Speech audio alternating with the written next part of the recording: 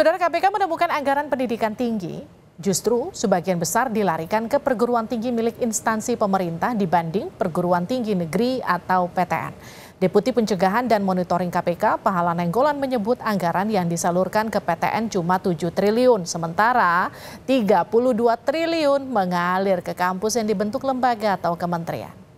KPK menemukan adanya sekolah kedinasan yang dibentuk kementerian atau lembaga, tapi lulusannya justru tidak jadi PNS. KPK meminta hal itu dievaluasi, termasuk tata kelola anggaran pendidikan tinggi yang berasal dari APBN. Ada yang dikelola oleh oleh kementerian lembaga, dan itu 32 triliun. Bandingin, jauh lebih gede ketimbang 7 triliun yang jadi bantuan operasional yang 30% dari biaya 10 juta lah kira-kira gitu. Ada 12 triliun misalnya Kemsos. Ini apa yang 12 triliun gitu kan? Ternyata itu komponen PKH, komponen pendidikan buat bansos yang keluarga harapan. Ya ini dikoreksi dong, jangan ngambil yang kira-kira gitu ya. Atau ada lagi yang kementerian lembaga sebenarnya lulusannya bukan PNS. Lah ngapain dia selenggarain kalau bukan PNS sih, biarin aja diswastain gitu kan. Deputi Pencegahan dan Monitoring KPK, Pahala Nainggolan menyebut idealnya bantuan operasional perguruan tinggi negeri atau BOPTN sebesar 10 juta rupiah per mahasiswa.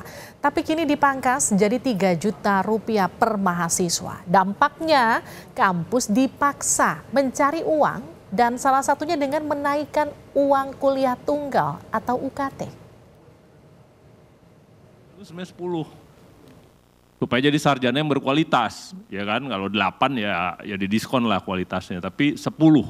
Nah sekarang ini pemerintah memberi bantuan operasional tuh hanya 3. Itulah yang lewat seluruh PTN, yang PTN dikasih per siswa hanya 3. Yang 7 disuruh cari sendiri lewat orang tua, itulah UKT, itulah jalur mandiri, itulah bisnis PTN. Kita agak keberatan karena kita bilang begini, lu para rektor itu kan profesor, tuh akademisi, jangan suruh cari duit dong. Gitu kan, dia nggak sepintar, katakan kalau universitas di luar negeri kan ada unit bisnisnya yang bukan profesor gitu ya, emang utilisasi. Tapi akibat yang 7 inilah keluar kasus jalur mandiri, keluar kasus UKT dinaikin dikit, ribut gitu ya. Kemendikbudristek berdalih mereka hanya mengelola anggaran pendidikan sebesar 15% atau 98,9 triliun rupiah. Sekjen Kemendikbudristek Soeharti mengklaim alokasi itu diatur sesuai aturan yang diputuskan bersama dengan Kementerian Keuangan dan Kementerian PPN. Memiliki peran dalam pengambilan keputusan terkait dengan alokasi anggaran karena sesuai dengan PP nomor 17 tahun 2017 yang mempunyai kewenangan untuk perencanaan dan penganggaran adalah Kementerian PPN dan Kementerian Keuangan.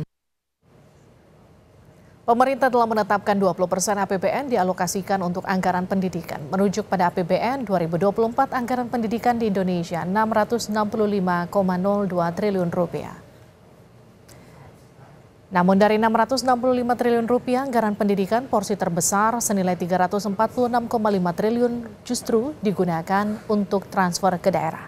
Dana ini mencakup dana alokasi umum seperti gaji dan tunjangan pegawai dan dana alokasi khusus seperti pembangunan fisik dan non-fisik. 33% atau 219 triliun rupiah dari anggaran pendidikan tersebar di Kementerian Agama, kementerian atau lembaga lain, dan Kementerian Keuangan sebagai pengelola anggaran pembiayaan pendidikan serta anggaran pendidikan non-kementerian atau lembaga.